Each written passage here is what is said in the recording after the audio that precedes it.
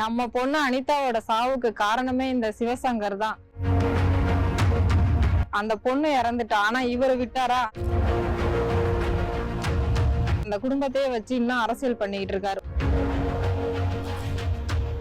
ஒரு அமைச்சருக்கு இது அழகா?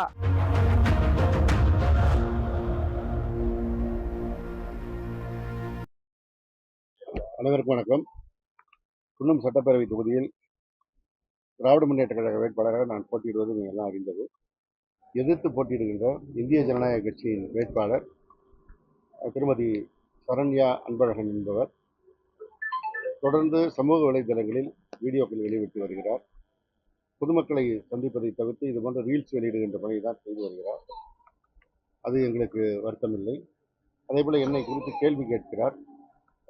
என்னுடைய தொகுதி பணி குறித்து கேள்வி கேட்கும்போது அதற்கு பதில் சொல்ல நான் தயாராக இருக்கிறேன். ஆனால் அபாண்டமாக சில செய்திகளை பரப்பி வருகிறார். நீட் தேர்வை எதிர்த்து மனமுடைந்து குழுமூர் மாணவி அன்பு செல்வம் அனிதா தன்னுடைய உயிரை மாய்த்து கொண்டது தமிழ்நாடு முழுவதும் அறிந்த செய்தி. அந்த நேரத்தில் அந்த குடும்பத்தினர் எவ்வளவு துன்பப்பட்டார்கள், வேதனைப்பட்டார்கள். அந்த நேரத்தில் நான் அவர்கள் எப்படி உண்மையாக இருந்தது என்பது எல்லோரும் அறிந்த செய்தி. ஆனால் அவர் ஐஜேகே வேட்பாளராக போட்டியிடுகின்ற சரண்யா அன்பழகன் அவர்கள் அனிதாவை கொலை செய்தீர்கள், அனிதாவை கொலை செய்துவிட்டு நீங்கள் வருகிறீர்கள், வந்து இப்போது ஓட்டு கேட்க வருகிறீர்கள் என்று ஒரு வீடியோவை வெளியிட்டார். நான் 2 நாட்கள் அமைதியாக இருந்தேன். ஏனென்றால் அவர் அரசியலுக்கு புதுசு. ஆனால் அறிந்தோ அறியாமலோ இது போன்ற பிழைகளை செய்கிறார் என்று இருந்தேன். இப்போ அடுத்து ஒரு வீடியோ வருகிறார். இந்த பகுதியில் போதைப் பொருட்கள் நடமாடுகிறது, அது இளைஞர்கள் எல்லாம் பாதிக்கப்படுகிறார்கள், அது கண்டும் காணாமல் இருக்கிறேன் என்றார். அடுத்து மீண்டும் அனிதா குடும்பத்தை சம்பந்தப்படுத்தி அனிதாவோட மரணத்திற்கு காரணமாக இருந்தீர்கள், இப்போ அனிதா குடும்பத்தை சித்திரவதைப்படுத்துகிறீர்கள், கொடுமைப்படுத்துகிறீர்கள் என்றெல்லாம் செய்தி வெளியிடுகிறார். ஒரு அடிப்படை நாகரிகம் கூட இல்லாமல், அரசியல் அறிவு இல்லாமல் தேவையற்ற தனிமனித தாக்கலில் இறங்குவது என்பது தவறானது. எனவே அதை நான் சட்டப்படி அணுக விரும்புகிறேன்.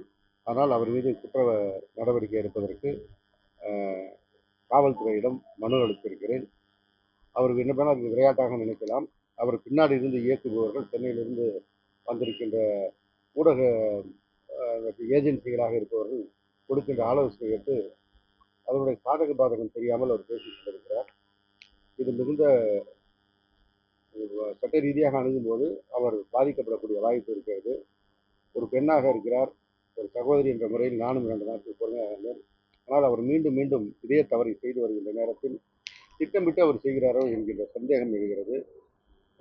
தேர்தலிலே வெற்றி வாய்ப்பு அவர்களுக்கு மிக குறைவு என்பதை உணர்ந்திருக்கின்ற காரணத்தினால் தவறான குற்றச்சாட்டுகளை சொல்வது ஒரு புறம், தேவையில்லாத இந்த அபாண்ட குற்றச்சாட்டுகளை சொல்லி இதன் மூலம் சட்டம் ஒழுங்கு ஏதாவது பிரச்சனை ஏற்படுத்தி அதில் ஏதாவது லாபம் பார்க்கலாமா என்று நினைக்கிறார்கள் என்று சந்தேகமாக இருக்கிறது.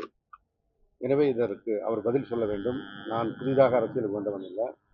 96 மாவட்ட ஊராட்சி உறுப்பினராக தேர்வு பெற்று பெரம்பலூர் மாவட்ட ஊராட்சி துணைத் தலைவராக பணியாற்றியவன். அதுக்கு பிறகு அரியலூர் மாவட்ட ஊராட்சி உறுப்பினராக பணியாற்றுவேன். 2006 ஆண்டிமடம் சட்டமன்ற உறுப்பினர், 2011 குன்னம் சட்டமன்ற உறுப்பினர், மீண்டும் 2021 குன்னம் சட்டமன்ற உறுப்பினராக வந்து மாண்புமிகு முதலமைச்சர் அவர்களால் அமைச்சர் பொறுப்பளிக்கப்பட்டு மிக கடமை உணர்வோடு தொகுதிக்கு பணியாற்றி இன்றைக்கு மக்களை நான் சந்திக்க வந்திருக்கிறேன். அவர் செய்யக்கூடிய நான் இதை செய்வேன் அதை செய்வேன் என்று சொல்லி வாக்கு கேட்டால் தவறில்லை. ஆனால் தனிப்பட்ட முறையில் உண்மைக்கு சிறிதும் பொருத்தமில்லாத செய்திகளை, மிக மிக பொய்யான செய்திகளை சொல்லி தனிமனித தாக்குதல் நடத்துவது என்பது மிகுந்த கண்டனத்திற்குரியது. வேண்டுமானால் நான் இன்னும் வழக்கறிஞர்களை கலந்தாலோசித்து நீதிமன்றத்தையும் அணுகக்கூடிய வாய்ப்பு இருக்கிறது. பிறகு அவர் காலத்திற்கெல்லாம் நீதிமன்றத்திற்கு அலையக்கூடிய சூழல் வரும். எனவே இதை வெளியிட்டது தவறு, நான் வருத்தம் தெரிவிக்கிறேன் என்று சொன்னால் நான் மேற்கொண்டு நடவடிக்கை எடுக்காமல் இருப்பேன். இல்லை என்றால் மிக கடுமையான விளைவுகளை சட்ட ரீதியாக அவர் சந்திக்க வேண்டி வரும்.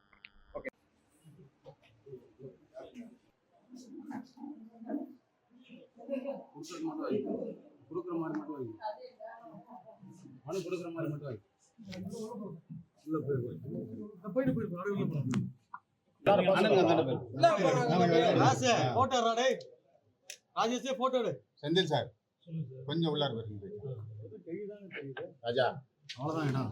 உள்ள வந்துருங்க. தமிழ்ல வர சொல்லுங்க. இந்த இந்திய ஜனநாயக கட்சி வீடியோவில் வந்து நான் நல்லா பேசுகிறேன். நீட் தேர்வு அனிதா பல கேஸ் வந்து இதெல்லாம் இல்லாமல் ஒரு ஆதாரம் இல்லாமல் பேசி அது சமூக வலைத்தளத்தில் அவங்க அதனால